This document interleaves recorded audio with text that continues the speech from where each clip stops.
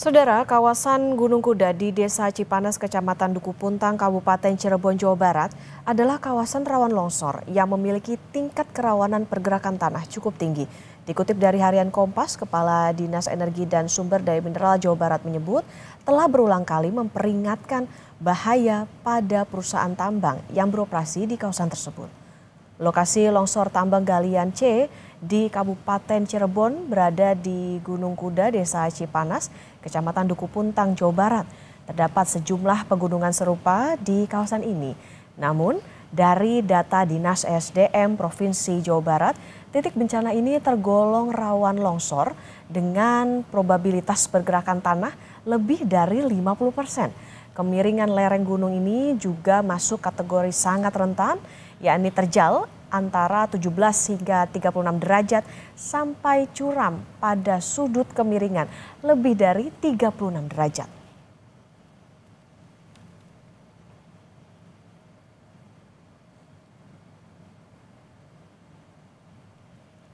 Ancaman bahaya dan tingkat kesulitan pencarian korban hilang di lokasi longsor tambang galian C Gunung Kuda, Kabupaten Cirebon dikonfirmasi Komandan Kodim 0620 Kabupaten Cirebon, Letkol Infantri Muhammad Yusron kepada jurnalis Kompas TV Jihan Novita di program Kompas Malam. Dan Dim Cirebon menyebut adanya 3 kali longsor susulan terjadi pada Jumat malam. Betul, untuk yang 8 orang ini ada laporan dari para U atau biasa disebut kepala desa. Dari Pak U tadi menyampaikan kita data untuk pencarian tersebut kurang lebih ada 8 orang, sehingga kita di dalam pencarian ini tentunya ada target atau goals, sasaran yang harus kita cari.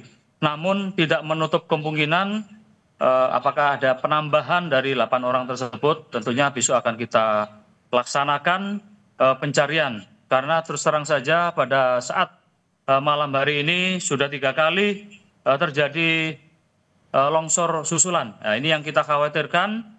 Yang tadinya kita akan melaksanakan kerja sampai dengan malam dengan pencahayaan yang ada, tentunya akan mengakibatkan kerawanan. Ya, ternyata kerawanan tersebut ataupun kekhawatiran kami tadi terjadi longsoran susulan sebanyak 3 kali. Demikian, Mbak. Untuk mengetahui informasi terkini, kita bergabung dengan jurnalis Kompas TV, Benediktus Aditya dan juru kamera Hanil Rivelino di Cirebon, Jawa Barat. Selamat pagi, Bene. Jadi saat ini ada berapa korban yang sudah dievakuasi? Ada update apa di sana, Bene, pagi hari ini? Ya, Okta, memang setelah dilakukan penghentian sementara untuk proses pencarian kemarin pada pukul 17.30, ini pihak tim gabungan begitu dari TNI, Polri dan juga tim SAR ini kembali lagi aktif untuk melakukan pencarian pada pagi hari ini, dimulai pada pukul 7 pagi tadi, dan ini memang dikerahkan 1 unit alat berat begitu ya untuk membantu proses evakuasi, mengingat terdapat 6 unit truk dan juga beberapa unit alat berat yang masih tertimbun sisa longsoran. Dan untuk update korban memang kalau dari informasi yang kami terima di pagi hari ini sudah ada 14 korban meninggal dunia yang berhasil diidentifikasi di RSUD Arjawinangun. Sementara untuk korban selamat ini dilarikan di Rumah Sakit Sumber Hurip. Totalnya kalau dari informasi pagi tadi ini ada 7 korban yang masih menjalani rawat intensif di rumah sakit tersebut. Sementara untuk pencarian orang hilang, daftarnya memang kami terima sudah ada 8 orang yang masuk,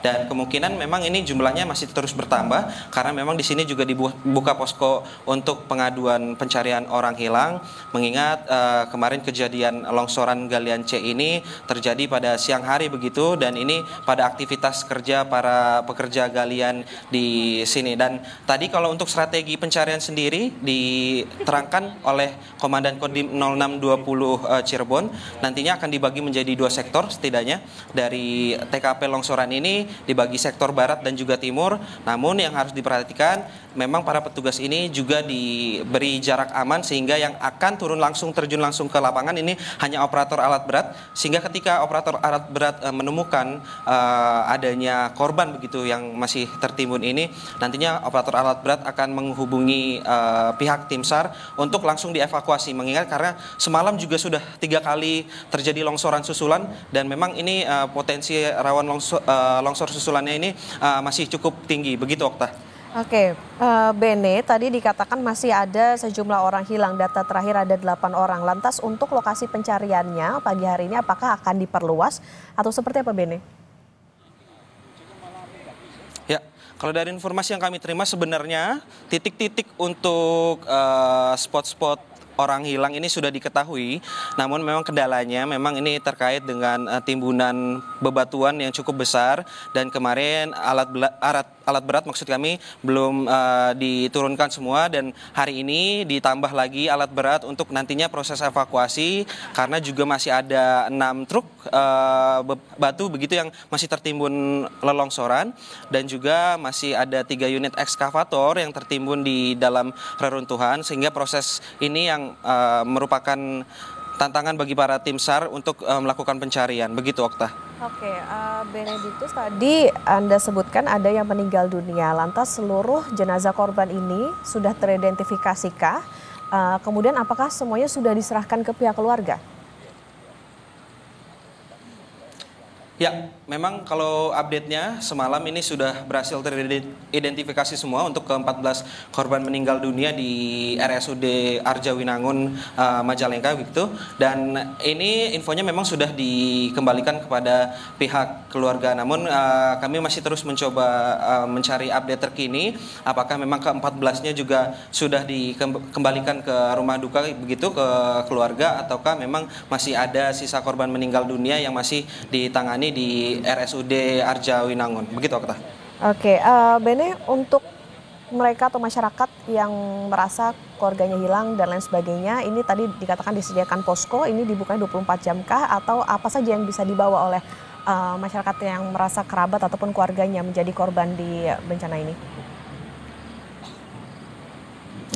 Ya, memang untuk di lokasi TKP sendiri, tim SAR ini membuka posko begitu pencarian orang hilang, di mana nantinya pihak keluarga yang merasa kehilangan keluarganya begitu bisa melaporkan ke posko yang terdapat di TKP, dan infonya memang ini dibuka tidak 24 jam, namun menyesuaikan jadwal pencarian begitu, Okta. Dan untuk beberapa dokumen yang mungkin harus dibawa adalah kartu keluarga, kemudian KTP untuk proses pencocokan data jika nantinya korban yang tertimbun ini ditemukan, karena memang nanti untuk strategi pencarian ketika korban ditemukan langsung tim Inavis akan mengecek sidik jari dari kelima jari jemari korban untuk nantinya langsung dibawa ke rumah sakit terdekat. Begitu, Okta. Baik, proses pencarian dan juga evakuasi masih dilakukan pagi hari ini. Tadi dimulai sekitar pukul 7 waktu Indonesia Barat. Tentu harapannya adalah bisa berjalan lancar, dan untuk keluarga ataupun masyarakat yang merasa ada kerabat ataupun keluarganya yang menjadi korban ini bisa langsung datang ke posko yang dibuka di lokasi. Terima kasih jurnalis Kompas TV Benediktus Aditya dan juru kamera Hanil Rivelino.